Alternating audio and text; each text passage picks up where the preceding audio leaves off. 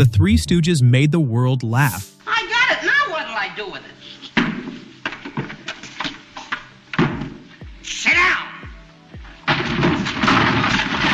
But their own story wasn't funny. Somebody's going to get this pie right in the bush.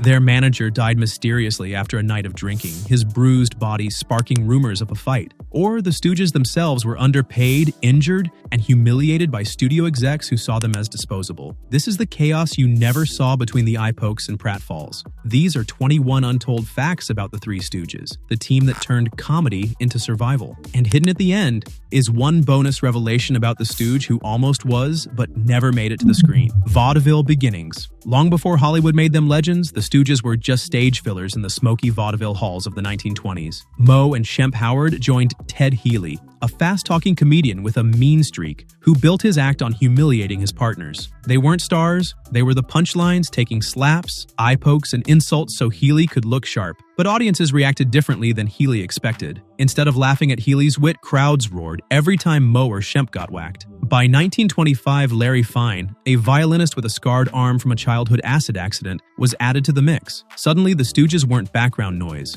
They were stealing Healy's spotlight. And Healy, notorious for his drinking and temper, didn't take kindly to being upstaged by his own assistants, the lost Fox deal. In 1930, Hollywood came knocking. Fox Studios offered Moe, Larry, and Shemp their own film contract. For the Stooges, this was the dream, a way to step out from Healy's shadow and into the big time. But there was one problem. Ted Healy wasn't in the room. When he found out, he went ballistic. Healy told Fox the Stooges were his employees, not free agents, and pressured the studio to pull the offer. Out of fear or convenience, Fox agreed. The Stooges lost their big break not because of talent, but because of a signature they weren't allowed to write. It was their first real lesson in Hollywood power. The contracts that launched you could also chain you. Shemp's exit. The Healy years were brutal. Healy drank, brawled, and ruled the act with intimidation. Shemp, the most nervous of the brothers, was especially miserable. By 1932, he'd had enough. He bolted to Brooklyn, where he found work in comedy shorts, free from Healy's control but far from the fame he'd eventually reach. His departure left a hole, and that's when his younger brother Jerome, later known as Curly, begged for the part. But Jerome didn't look funny. He wore a thick mustache and a full head of hair. Ted Healy waved him off. Desperate, Jerome shaved himself bald on the spot. The gamble worked. He got the job and a new identity. Curly was born in humiliation, but that bald look would become one of the most iconic images in comedy. The Stooges had finally found their trio, but fame didn't mean freedom. Behind the slapstick,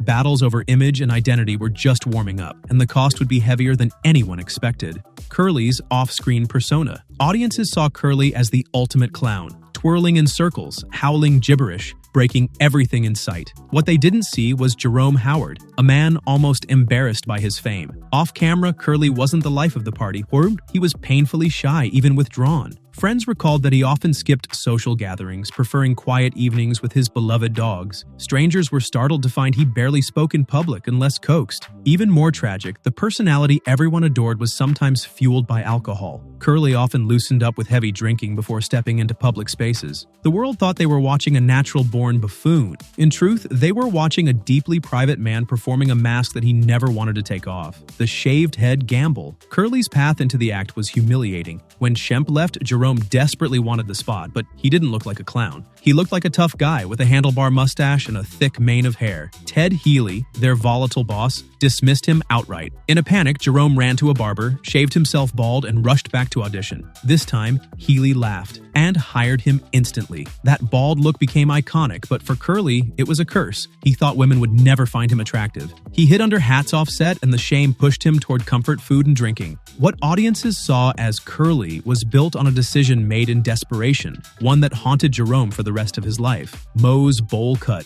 Moe's trademark haircut wasn't a studio invention. It was an accident of childhood. His mother kept his hair long because she wanted a daughter. At school, Moe was mocked relentlessly, bullied to tears for looking girlish. One day, furious and humiliated, he hacked his own hair off with scissors. The result? A jagged, uneven cut that stuck. By the time he was an adult, it had become his signature. Fans laughed at the silly mop, never realizing it was born from years of teasing and insecurity. Ironically, the same look that once made him miserable gave him instant recognition on screen. Moe's bowl cut wasn't just a gag. gag. It was a scar turned into an emblem, Shemp's return. Shemp had walked away once, sick of Healy's drinking and violence. But when Curly collapsed from a stroke in 1946, the studio had no choice but to beg Shemp to return. He reluctantly stepped back into the lineup. But it wasn't easy. Producers wanted him to be a carbon copy of Curly to keep the cash flowing. Shemp resisted. He had his own style, more nervous energy than wild chaos. But audiences compared him endlessly to his brother, and critics were quick to notice the difference. Shemp carried a double weight. He had to revive the act while living in Curly's shadow. For fans, it was bittersweet. The Stooges survived, but the chemistry was never quite the same. The casting. Battles shaped who the Stooges became, but the biggest bruises didn't come from rivalries or auditions. What happened when the cameras rolled would leave scars that no costume or gag could hide. The mystery of Ted Healy's death. By 1937, Ted Healy was out of the Stooges' lives, but his shadow lingered. Healy celebrated the birth of his son at a Hollywood nightclub, drinking heavily. Hours later, he was dead at just 41. Officially, the cause was a heart attack, but witnesses noticed bruises on his face, fueling rumors he'd been beaten in a drunken fight. Some whispered it was mob-connected. Others said a fellow actor had roughed him up. The truth has never been proven. To this day, Healy's death is Hollywood lore, part tragedy, part mystery. For the Stooges, it was a dark footnote. The man who had controlled and tormented them went out as violently as he lived. The Columbia contract trap. When Columbia Pictures picked up the Stooges, they should have been set for life. But Columbia President Harry Cohn treated them like disposable labor. Their contracts were renewed year by year, a cruel trick that kept them underpaid and terrified of being replaced. Even when their shorts became wildly popular, they earned far less than their box office pull deserved. Cohn saw them as cheap product,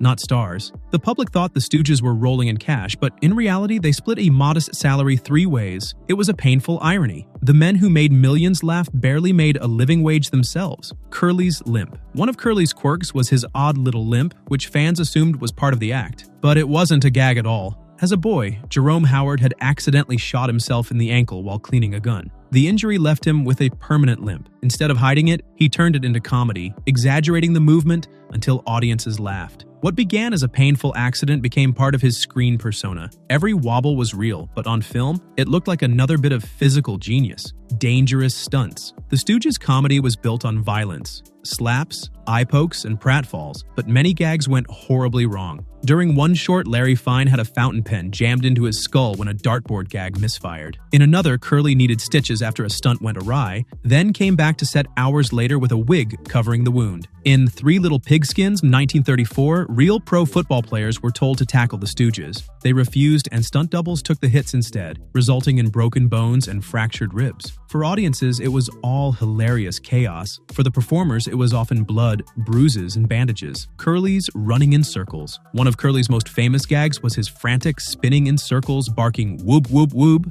It looked like a carefully rehearsed bit, but it wasn't. The routine was born from Curly's stage fright. When he forgot a line, he'd whirl around in panic until the words came back. Audiences roared, so the writers kept adding it to scripts. A nervous tick became a comedy classic. But the truth was bittersweet. Every spin was Curly trying to cover his anxiety. The laughs came from improvisation born out of fear. The Stooges' bodies carried the scars of their comedy, but the real blows came from Hollywood itself. When success finally brought them prestige, the industry found new ways to remind them they were second class. The Oscar surprise. Comedy rarely got respect in Hollywood's golden age, but in 1934, the Stooges shocked the industry when their short Men in Black earned an Academy Award nomination. It was a parody of the serious medical drama Men in White starring Clark Gable, and it proved that slapstick could stand toe-to-toe with high drama. For one night, the Stooges weren't just cheap laughs, they were Oscar contenders. They didn't win, of course, but the nomination silenced some critics who called their work low class. Ironically, their only Oscar nod came for mocking another movie, which felt like the most Stooge move of all, branded as B-movie trash. Despite their popularity, Hollywood elites kept the Stooges on the margins. Their shorts were dismissed as B-pictures, filler reels to play before the real feature. That label carried weight. It meant smaller budgets, recycled sets, and hand-me-down costumes. If you watch closely, you'll spot furniture and props that had appeared in Columbia's other films just weeks before. The Stooges weren't trusted with their own high-class productions, even though their shorts consistently outdrew the prestige dramas. The joke wasn't on screen. It was the way Hollywood refused to treat them as equals. Real slaps versus sound effects. One question fans still debate: were those famous slaps real? The answer is both yes and no. Moe, the self-appointed leader, thought fake stage slaps looked unconvincing. He insisted on actually smacking Larry and Curly, not hard enough to injure, but enough to sting. For bigger hits, sound effects were added in post-production to exaggerate the chaos. But here's the twist: some of those fake sounds were actually layered over real smacks. So when you laugh at Larry's head rocking from Moe's palm, you're laughing at both illusion and impact. It was comedy built on a blend of performance and pain. The science of pie throwing. Slapstick looks chaotic, but the Stooges treated it like geometry. Moe was obsessed with making their gags work on meager budgets. When it came to pie fights, a signature of their shorts, he worked out a system to maximize impact. He measured weight, distance, and trajectory, then coached the others on where to stand so each pie would land perfectly. No wasted pies, he joked, because Columbia only budgeted a handful for each scene. For fans, it looked like random mayhem. Behind the scenes, it was math and precision. Pies is ballistic comedy. They'd battled for respect and even grabbed an Oscar nod, but Hollywood still treated them like second-class clowns. Yet outside the studios, something unexpected was brewing. A cultural afterlife that would outlive every critic and every contract. The fake Shemp.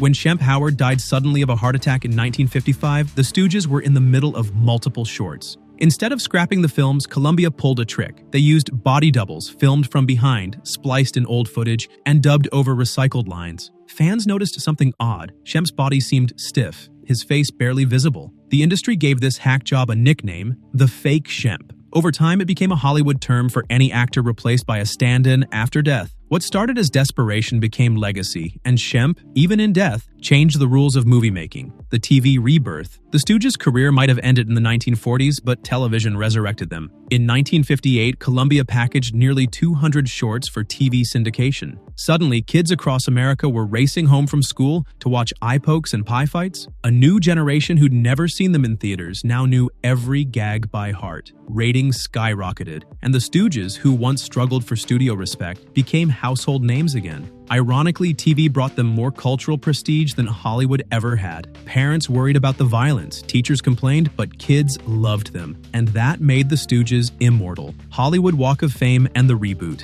In 1983, long after their deaths, the Stooges finally got a star on the Hollywood Walk of Fame. Fans crowded to honor the trio who'd been dismissed as B-movie clowns in their prime. Their influence carried into animation, sitcoms, and even music videos. Everyone borrowed a little Stooge chaos, but Hollywood wasn't done tinkering.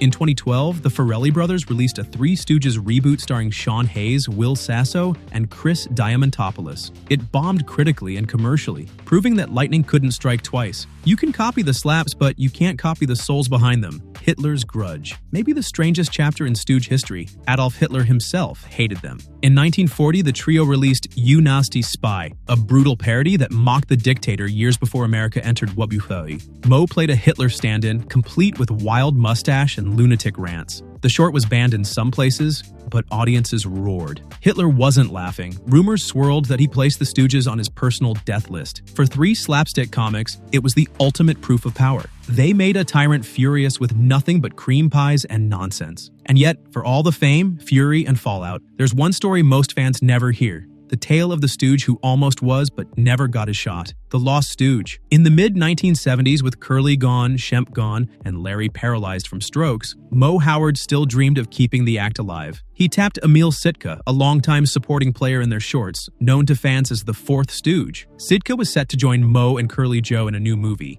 Blazing Stewardesses. Publicity photos were taken, contracts drawn up. Emil was finally about to step into history. Then fate intervened. Moe was diagnosed with lung cancer and pulled the plug before shooting began. He died in 1975, taking the act with him. Emil Sitka never officially became a Stooge. For fans, it's the saddest punchline. The act ended not with a pie fight, but with silence. The Stooges weren't just comedy, they were chaos incarnate. Three men who turned humiliation, injuries, and even Hitler's anger into laughter that still echoes today. And those 21 strange truths prove their legacy wasn't built on clean jokes or simple gags. It was built on pain, pride, and a stubborn refusal to quit. But if you think this saga was wild, wait until you see the meltdown we've lined up next. Click on the video right here and dive into another untold Hollywood story. Drop a comment with your favorite Stooge memory, smash that like button if you enjoyed the ride, and subscribe so you don't miss the next deep dive into Hollywood's untold chaos.